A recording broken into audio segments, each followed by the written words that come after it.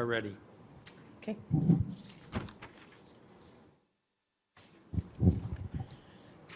Good afternoon, Chairman Mendelson, Council Members Grasso and Bonds, members of the Committee of the Whole, members of the public. My name is Ellen McCarthy. I'm the Acting Director of the DC Office of Planning. As you know, this is my first official day on the job, so I will provide you with the best answers I can. But with me are Rosalind Huey, Deputy Director for Citywide and Neighborhood Planning, who very ably served as the Interim Director of Office of Planning and kept us going without missing a beat after the former director left. Jennifer Steingasser, Deputy Director for Development Review, Historic Preservation and Zoning. Tanya Stern, Chief of Staff. Ed Giefer, Associate Director of Finance and Strategic Operations.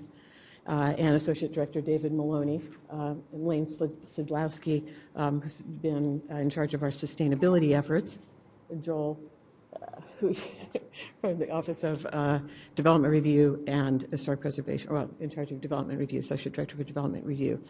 Also, our agency fiscal officer, Laurel Parker, is here if there are any detailed questions about the OCFO aspects of this. Today, I'm pleased to testify before you in support of Mayor Gray's proposed 2015 budget for the agency. The mayor's submission supports the Office of Planning in utilizing its resources to help fulfill the goals of his One City Action Plan and the Comprehensive Plan to grow and diversify the district economy, educate and prepare the workforce for the new economy, and improve the quality of life for all. The mission of the Office of Planning is to guide the development of the District of Columbia, including the preservation and revitalization of our distinctive neighborhoods by informing the city's investment decisions, engage the residents, advance the city's strategic goals, and encourage the highest quality development outcomes. OP's plans for historic preservation, neighborhoods, transit and walkability, public facilities, parks and open spaces, commercial corridors, districts, and individual development sites. We use a range of tools to accomplish this work, including land use and economic analysis, urban design, geographic information system mapping, and analysis and zoning review. We also engage in community visioning, research on and protection of historic resources in the district, and the analysis and dissemination of U.S. Census data. We also provide support to regulatory bodies such as the Zoning Commission, Historic Preservation Review Board, and the Board of Zoning Adjustment. As an overview, the Mayor's total proposed FY2015 budget for OP is $10,398,827, approximately $4 million less than FY2014.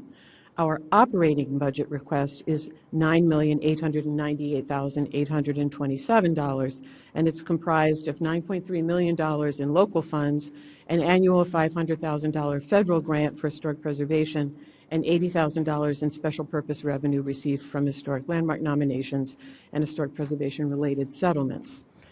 A noteworthy change in our local budget is the transfer of $2.5 million and 11 FTEs to support planning projects. Those are now charged to the local budget. They were being charged to the capital budget. The Office of the Chief Financial Officer, OCFO, has determined that the capital budget may be used only when expenditures lead directly to the acquisition or improvement of a fixed asset of the District of Columbia.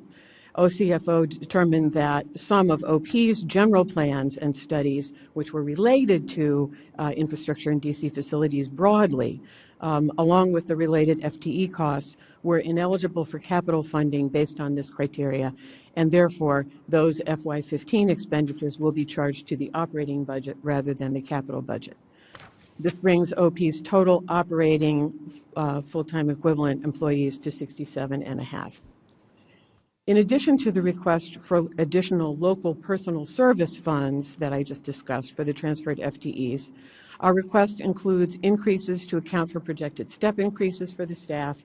In the non-personnel services budget, we're requesting $80,535 for the Historic Homeowner Grant Program, a reduction from FY14. Please note, this decrease does not mean that our commitment to the program has diminished. Rather, it is an acknowledgement of what we have learned about the time and resources involved and just how much we can expect to accomplish in any one year. The Historic Homeowner Grant Program was originally established by the Council in FY07 to allocate $1.25 million per year for 5 years, and later it was extended and made into a non-lapsing fund.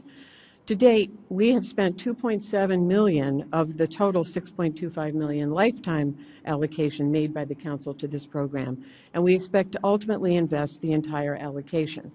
As you know, this program was originally targeted on Old Anacostia, and the relatively modest grants to homeowners that we made through the program have had hugely positive effects in restoring the historic houses in Old Anacostia and leveraging very, very substantial private investments. It should be noted that the Mayor's request converts this fund, as I mentioned, into a lapsing account. The Mayor believes that having more than 150 non-lapsing and segregated local, dedicated, and O-type funds unnecessarily complicates the budget.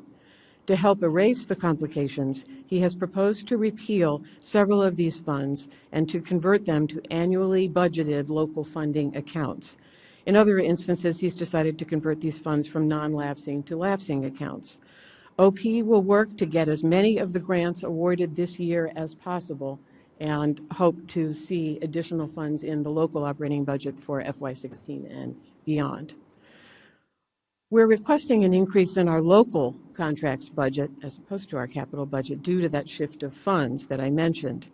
We would use these funds to initiate or complete planning work that has the potential to leverage millions of dollars of private and public sector investment, particularly for catalytic economic development projects.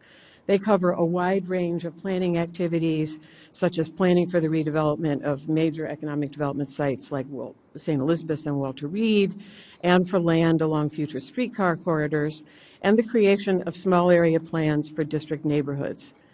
The Mayor's proposed budget for OP includes $1.4 million for these activities.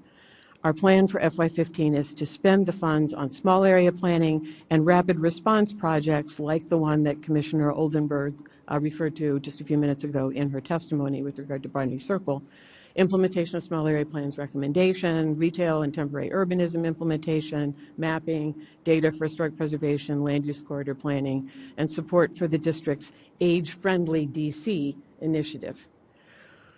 We're also requesting $30,000 more in our FY15 in our O-type funds account. This would bring our O-type funds to a total of $80,000 in FY15 budget authority. It's supported by like revenue, and in recent years, the revenue collected has increased due to even stronger historic preservation enforcement efforts. OP collects revenue for historic landmark and historic district nominations and fees paid by developers and other property owners for historic preservation mitigation, such as from a contractor for work done in a property without a permit. OP would use that $80,000 in FY15 for historic preservation programs, including our administrative support of the city's Historic Preservation Review Board. The Mayor's proposed FY2015 capital budget for OP is $500,000. This is down from $7 million in FY2014, a capital budget that included $4 million for a Justice Center and the $2.5 million and 11 FTE I discussed earlier that have been transferred to the local budget.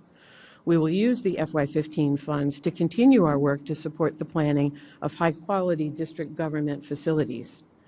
In FY2014, OP will continue to provide services to the Department of General Services for the Public Safety Master Plan, and we will also work with DGS to scope and initiate a municipal facilities master plan that will address the remainder of DC's real estate portfolio. In FY2015, OP intends to work with DGS to complete the municipal facilities capital plan and to explore opportunities to implement recommendations on district lands and facilities to realize goals established in those master plans that I mentioned and also in the comprehensive plan. Mr. Chair and council members, during OP's oversight hearings in the past few years, we have spoken about the district's continued rapid growth in population in the 14 years since the 2000 census, pointing out the district saw citywide rate of population growth of 5.2% between 2000 and 2010. Since then, the district's population has continued to grow from 601,723 in April 2010 to an estimated 646,449 in July of 2013, an average of more than 1,100 residents per month over that 39-month time frame. This phenomenon is an important subtext for a whole range of OP activities, allowing us, as we said in the subtitle to the 2006 Comprehensive Plan, to grow an inclusive city. Clearly, there are many benefits to the district from this large population increase, but there are serious implications for longtime residents in terms of issues encompassing job creation, housing affordability, retail services, gentrification, and infrastructure adequacy, school enrollments, and numerous other areas, many of the concerns that you've heard already today, which we are very tuned into and expect a major part of our planning to be dealing with the implications in those areas. In all of our planning efforts, we try to be sensitive to the changes that are taking place and to look at how our plans can focus these changes toward an increased quality of life and economic viability for all of our residents and neighborhoods. We're also seeing a baby boom in the district. The growth in the district's youngest population cohorts will have an impact on decision-making for district resources and facilities for years to come. The district has also added large numbers of housing units, particularly in wards 5 and 6, which saw over 3,766 units built since 2000. Nevertheless, although new housing stock has been created, vacancy rates are dropping with the growing population, and the result is a strong demand for more housing, which creates strong upward price pressures. These population pressures changes affect demand for pre-K slots and ultimately school enrollment. They affect the need for playgrounds and recreational facilities. The continued influx of population creates a need for additional housing construction at all price levels, but particularly affordable and workforce housing. At the other end of the spectrum, the growth in the number of older Washingtonians affects the demand for housing and services for seniors as well. Our FY15 budget request will provide resources to supply small area and facility planning work to meet the needs of the district in response to the rapid overall population growth and current baby boom. These planning funds will not only help us meet those needs, but also meet the facility planning needs requested by sister agencies and follow-up planning for district facilities coming out of our small area plans. The Southwest Neighborhood Small Area Plan is an example of our work in communities that house several district facilities operated by multiple agencies and where we have the opportunity to improve or repurpose these assets. Thank you.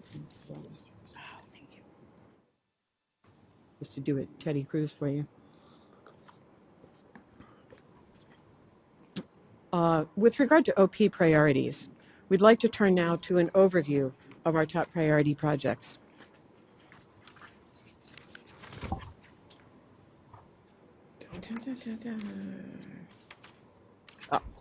These projects are significant opportunities to enhance the district's identity as a world-class city and leader and improve the quality of life of our residents. First priority is updating the comprehensive plan. As required by the implementation element of the comp plan, the next amendment cycle will start this fall of 2014, with preparatory work and stakeholder engagement. And I'd like to note, very importantly, we see this amendment cycle as an opportunity to re-examine OP's processes for citizen engagement. We have heard the many concerns expressed in testimony before this committee and numerous other venues about the effectiveness and transparency of OP's processes for eliciting and processing input from citizens on a variety of planning issues and activities. To assure that this comp plan amendment cycle and all our other planning efforts reflect and respond to the needs and desires of our residents, we've begun an internal reassessment of our efforts, leading to what we expect to be an engagement of our residents, including those who have testified today, council members, ANC commissioners, and civic and citizens association leaders and members in frank discussions to help us improve our approaches to achieve that end. While the last amendment cycle focused largely on correcting errors or omissions in the 2006 comp plan, in this cycle we'll look to incorporate policy innovations and new actions that relate to the city's demographic and economic trends, with new strategies in place since the 2010 amendment cycle, such as Sustainable DC and the soon-to-be completed Move DC plan from DDOT. We anticipate modifications in the areas of sustainability, transit, and temporary uses, in addition to a continuing focus on economic development, particularly in East Washington. Additionally, 5 small area plans have been completed since 2010. We'll include new policies and recommendations from these plans in the next amendment cycle. We also have a priority on improving neighborhoods. As you can see from the list below, many of our proposed or ongoing small area plans are focused on neighborhoods that have been undergoing rapid changes or are likely to be experiencing change as a result of major redevelopment efforts adjacent to them. These plans include continuing the Mid-City East Small Area Plan, completing the Southwest Neighborhood Small Area Plan, completing Chase, the Congress Heights, Anacostia, and St. Elizabeth's Action Agenda, initiating the Downtown East Reurbanization Study, completing the Buzzard Point Neighborhood Framework Plan, continuing Poplar Point planning in conjunction with the Office of the Deputy Mayor. We also expect to place a priority on analyzing our upcoming challenges. We'll be conducting in-depth analyses in partnership with other district agencies of the major changes that are underway in our city that will have impact on the district's built environment in the future, including the faster growth that I mentioned, the need to retain families, rising housing costs, new workplace trends where many of our commercial office users have been downsizing, creating some surpluses in our current office, creating vacancies in our current office supply, and a major question mark for the city's economic development future, and also issues with respect to changing climate and resiliency. We're also putting a priority on planning for state-of-the-art facilities. Last month, Mayor Gray announced the release of Play DC, a master plan that OP conducted in partnership with the Department of Parks and Recreation. Play DC will serve as a strategic framework for advancing the district's parks and recreation resources. OP will continue to assist the Department of General Services with its public safety and justice facilities to evaluate the needs of the 6 public safety agencies and develop a scope and initiate a municipal facilities master plan with them. The last priority, celebrating our heritage. And I would definitely like to give a shout out to Ms. Tyson and her fellow Military Road School alumni group. They are an excellent model of doing a great job in making